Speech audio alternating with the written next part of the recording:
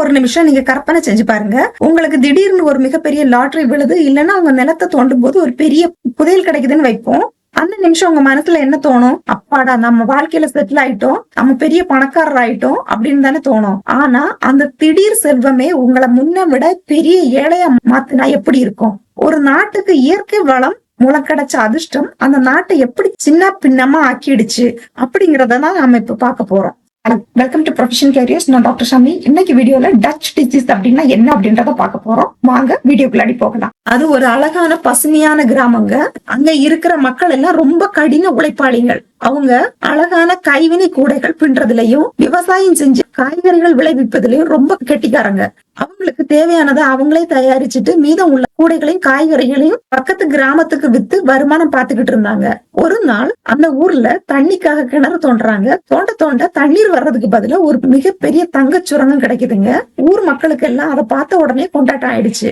ஆனா அந்த கொண்டாட்டத்துக்கு பின்னால ஒரு பெரிய பொருளாதார வலை பின்னப்பட்டிருக்கிறத அவங்க உணரல. தங்க சுரங்கம் அங்க வந்த உடனே அங்க வேலை செய்றவங்களுக்கு அதிக சம்பளம் கிடைக்க ஆரம்பிக்குதுங்க. அதனால மக்கள் தங்களோட பழைய தொழிலான கூடை பின்றதையும் விவசாயத்தையும் விட்டுட்டு தங்க சுரங்கத்துக்கு வேலைக்கு போக ஆரம்பிச்சிட்டாங்க. இதை கேட்கறதுக்கு சாதாரண விஷயமா தெரியலாம். ஏன்னா எங்க அதிகம் சம்பளம் கிடைக்குதோ அங்கதானே மக்கள் வேலைக்கு போவாங்க. அதிக சம்பளம் கிடைக்கும் போது கூடைகளையும் காய்கறிகளையும் பக்கத்து கிராமத்துல இருந்து வாங்கிக்கலாமே, இதுல என்ன தப்பு வந்துட போகுது அப்படின்னு உங்களுக்கு தோணலாம். மேலோட்டமா இதை பார்த்தா இது ரொம்ப லாபகரமான மாற்றம் மாதிரி தான் தெரியும். ஆனா அந்த கிராமத்துக்குள்ள நடக்கிற பொருளாதார மாற்றங்களையும் நீங்க கவனிக்கணும். ஊர்ல பாதி பேர் தங்க சுரங்கத்துல வேலை பாக்குறாங்க.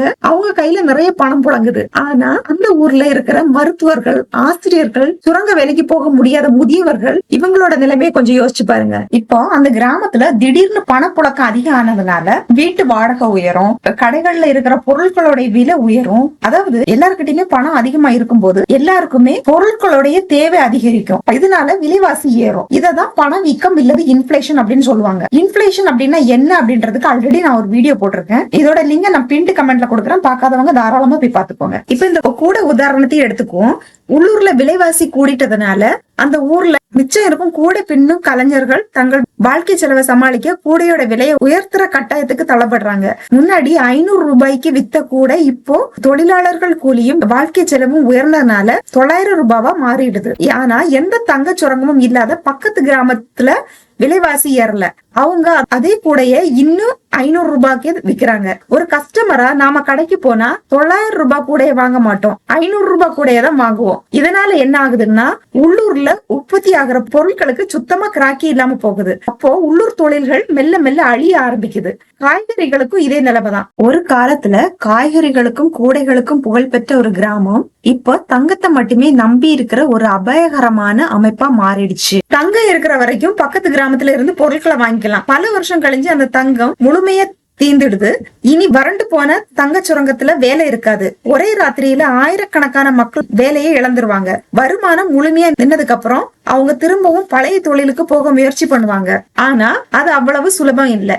ஏன்னா பல வருஷமா அந்த தொழில்கள் முடங்கி கிடக்கிறதுனால கூட பின்னுற தொழிற்சாலைகள் எல்லாம் மூடி கிடக்குது. திறமையான தொழிலாளர்கள் வேற வேலைக்கு போயிட்டாங்க அல்லது வயசாயிடுச்சு. விவசாய நிலங்களும் பராமரிப்பு இல்லாம தரிசா கிடக்குது. அது மட்டும் இல்ல, அவங்களுடைய பழைய கஸ்டமர்ஸ் எல்லாம் பக்கத்து கிராமத்துல இருக்கிற மலிவான பொருட்களை வாங்க பழகிட்டாங்க. அந்த மார்க்கெட்டை கேப்சர் பண்றது கிட்டத்தட்ட சாத்தியம் இல்லாத ஒன்னா இருக்கும். அதாவது தங்கம் கிடைக்கிறதுக்கு முன்னாடி எந்த அளவு பொருளாதார ரீதியா பாதுகாப்பா இருந்தாங்களோ அந்த அளவுக்கு கூட திரும்பி வர முடியாது. ஒரு தற்காலிக லாபத்துக்காக பல தலைமுறைகளா கட்டி எழுப்பின ஒரு அடிப்படை தொழில முற்றிலுமா அழிச்சிட்டாங்க. அடிப்படை தொழில் அப்படிங்கறது ஒரு மரத்தோட வேர் மாதிரி. தங்க சுரங்கம் அப்படின்றது திடீர்னு பெய்யற ஒரு மலை மாதிரி. இப்ப மலையை பார்த்து அந்த மரத்தோட வேரை வெட்டிட்டீங்கன்னா மழை நின்னதுக்கு அப்புறம் மரம் பட்டு போயிரும். இதுதான் இந்த கிராமத்துக்கும் நடந்துச்சு. இப்ப நான் சொன்னது ஒரு கற்பனை கதை இல்லைங்க.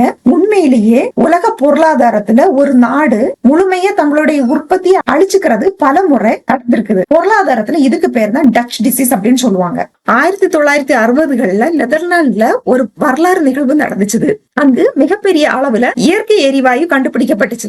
நம்ம கதையில வர தங்க சுரங்கம் மாதிரி. ஆரம்பத்துல இது நெதர்லாந்து நாட்டுக்கு கிடைச்ச ஒரு பெரிய அதிர்ஷ்டமா பார்க்கப்பட்டுச்சு. இயற்கை எரிவாயு கிடைச்ச அந்த நாடு சர்வதேச அளவுல ஏற்றுமதி செஞ்சு மிகப்பெரிய பணக்கார நாடா மாறி இருக்கணுமே, என்ன தப்பு நடந்துச்சு அப்படின்னு நீங்க யோசிக்கலாம். இங்கதான் சர்வதேச பொருளாதாரத்தோட இயங்கும் முறையில ஒரு சிக்கல் இருக்கு. நெதர்லாந்து நாட்டோட இயற்கை எரிவாயுவை அமெரிக்காவுக்கோ இல்ல மத்த யூரோப்பியன் கண்ட்ரிஸ் கண்ட்ரிஸுக்கோ விற்கும் போது அந்த ஃபாரின் கண்ட்ரிஸ் தங்களுடைய சொந்த நாணயத்தை கொடுத்து எரிவாயுவை வாங்க முடியாது. அவங்க நெதர்லாண்டோட நாணயமான டச் கிளைடர் அப்படிங்கிற நாணயத்தை வாங்கி தான் பணம் கொடுக்கணும். இதனால சர்வதேச அந்நிய செலவாணி சந்தையில டச் நாணயத்துக்கான தேவை பல மடங்கு அதிகரிச்சது. அப்படி தேவை அதிகரிக்கும் போது டச் நாணயத்தோட மதிப்பு தானாகவே உயர ஆரம்பிக்குது. இப்ப நீங்க நினைக்கலாம், ஒரு நாணயத்தோட மதிப்பு சர்வதேச சந்தையில உயர்றது பெருமையான விஷயம் தானே. ஃபார் எக்ஸாம்பிள், இப்ப இந்தியன் ரூபீஸ் டாலருக்கு நிகரா உயர்ந்துச்சுன்னா நம்ம எல்லாருமே கொண்டாடுவோமே அப்படின்ற மாதிரி நீங்க நினைக்கலாம். இப்ப நாணய மதிப்பு அதிகரிக்குதுன்னா நாட்டோட வாங்கும் திறன் அதிகரிக்கும் அப்படின்னு தானே அர்த்தம். ஆனா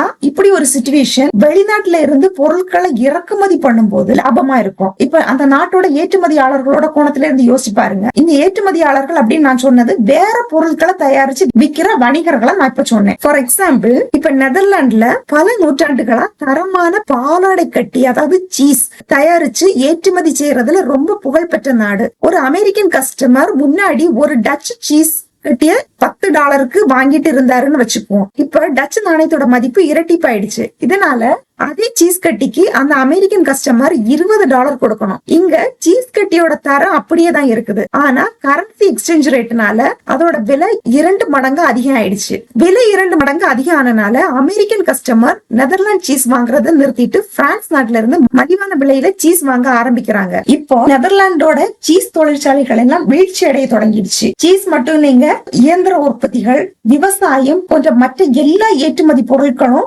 சர்வதேச சந்தையில போட்டி போட முடியாம படு வீழ்ச்சியை சந்திச்சது. அதனால தொழிற்சாலைகள் மூடப்பட்டது, வேலையில்லா திண்டாட்டம் பெருகிடுச்சு. அதாவது ஒரு புதிய இயற்கை வளம் ஒரு நாட்டோட நாணய மதிப்பை உயர்த்தி ஏற்கனவே இருந்த உள்ளூர் தொழில்களை வேரோட அழிச்சிடுச்சு. இத வேர்ல்ட் எக்கனாமிஸ்ட் நெதர்லாந்துல தான் ஃபர்ஸ்ட்ல கண்டுபிடிச்சாங்க. இதனாலதான் இதுக்கு டச் டிசீஸ் அப்படின்னு பேர் வச்சாங்க. இப்போ நெதர்லாந்து அப்படிங்கிறது ஒரு வளர்ந்த நாடு. பின்னாடி இதை சமாளிச்சுட்டாங்கன்னு வச்சுக்கோமே. இப்ப டெவலப்பிங் கண்ட்ரீஸ்ல இப்ப இந்த டச் டிசீஸ் வந்துருச்சுன்னா அதோட விளைவு ரொம்ப மோசமா இருக்கும். ஃபார் எக்ஸாம்பிள், வெனிசுலா, நைஜீரியா இந்த மாதிரி கண்ட்ரிஸ். இப்போ இந்த வெனிசுலா, நைஜீரியா இந்த மாதிரி கண்ட்ரிஸ்ல இந்த நாடுகள் கச்சா எண்ணெய் உற்பத்தியை மட்டுமே ரொம்ப பெரும் அளவு நம்பி இருந்தாங்க. அப்போ எண்ணெய் விலையில சில மாறுபாடுகள் நடக்கும் போது பெரிய பாதிப்புகள் வரும். ஃபார் எக்ஸாம்பிள், சில வருஷங்களுக்கு முன்னாடி வரைக்கும் கச்சா எண்ணெயின் விலை சர்வதேச சந்தையில ஒரு பீப்பாய்க்கு $100 மேல உச்சத்துல இருந்துச்சுன்னு வச்சுக்குவோம். அந்த காலகட்டத்துல வெனிசுலா அரசுக்கு கற்பனை செய்ய முடியாத அளவுக்கு டாலர்கள் குவிஞ்சிடுச்சு. இப்ப நீங்க நினைக்கலாம், இப்போ இவ்வளவு பணம் வரும்போது ஒரு நாடு தங்களுடைய உள்கட்டமைப்புகளை மேம்படுத்தி இருக்கலாமே, விவசாய தொழில்நுட்பங்களை வளர்த்தி இருக்கலாமே அப்படின்னு. இங்கதான் வெனிசுலா கவர்மெண்ட் ஒரு பெரிய பொருளாதார பிழைய பண்ணினாங்க. கச்சா எண்ணெய் மூலமா வர பணத்தை வச்சு வெனிசுலா கவர்மெண்ட் மக்களுக்கு தேவையான எல்லா பொருட்களையும் பக்கத்து நாடான கொலம்பியால இருந்து இம்போர்ட் பண்ண ஆரம்பிச்சிட்டாங்க. ஃபார் எக்ஸாம்பிள், இப்போ ஒரு உள்ளூர் விவசாயி கிட்ட மானியத்தை கொடுத்து தக்காளியை விளைவிக்க சொல்றதை விட கொலம்பியால இருந்து தக்காளியை இம்போர்ட் பண்ணி மக்களுக்கு சப்ளை பண்றது வெனிசுலா கவர்மெண்ட்டுக்கு லாபமா தெரிஞ்சது. இதோட விளைவு என்னன்னு பாத்தீங்கன்னா, வெனிசுலாவில் இருக்க உள்ளூர் விவசாயிகள், உற்பத்தியாளர்கள் தங்களுடைய வேலைகளை முழுமையா கைவிட்டுட்டாங்க. நாடு முழுவதும் கச்சா எண்ணெயை மட்டுமே நம்பி இருக்கிற ஒரு பெட்ரோ ஸ்டேட் மாதிரி ஆயிடுச்சு. ஆனா சர்வதேச சந்தையில கச்சா எண்ணெயோட விலை நிரந்தரம் கிடையாது. ஆனா அப்படிதான் நடந்துச்சு. ஏன்னா $100 வித்துட்டு இருந்த கச்சா எண்ணெய் விலை இப்போ $30 கீழே சரிய ஆரம்பிச்சது. இதனால வெனிசுலா கவர்மெண்ட்டுக்கு வந்துட்டு இருந்த வெளிநாட்டு வருமானம் தடாலடியா நின்னு போயிடுச்சு. இப்போ அவங்க கிட்ட உணவு பொருட்களை வாங்குறதுக்கு கூட டாலர்கள் இல்லாம போயிடுச்சு. சரி,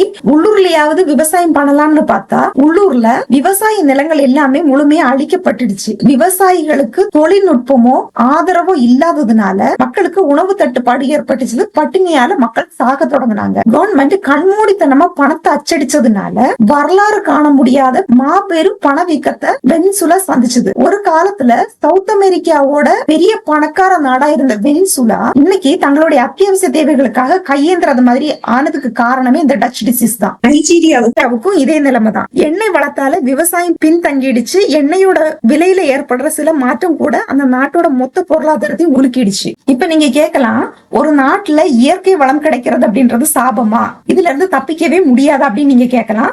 ஒரு நாட்டுல இயற்கை வளம் கிடைக்கிறது சாபம் கிடையாதுங்க. இந்த டச் டிசீஸ வெற்றிகரமா முறியடிச்ச ஒரு சிறந்த உதாரணம் தாங்க ஆஸ்திரேலியா. சைனாவோட வளர்ச்சியினால ஆஸ்திரேலியால இரும்பு தாது மற்றும் நிலக்கரிக்கு மாபெரும் தட்டுப்பாடு ஏற்பட்டுச்சுதுங்க. அதனால ஆஸ்திரேலியா தன்னோட நாட்டோட சுரங்கத்தில இருந்தே இரும்பு தாது மற்றும் நிலக்கரி எடுக்க ஆரம்பிச்சாங்க.